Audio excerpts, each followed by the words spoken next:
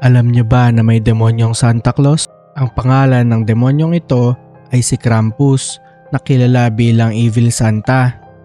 Sabi-sabing pinaparusahan ni Krampus ang mga masasamang bata at tinadala niya ang mga ito sa impyerno. Kilala din siya sa pangalan na Christmas Demon. Ang kanyang anyo ay isang kalahating demonyo at kalahating kambing.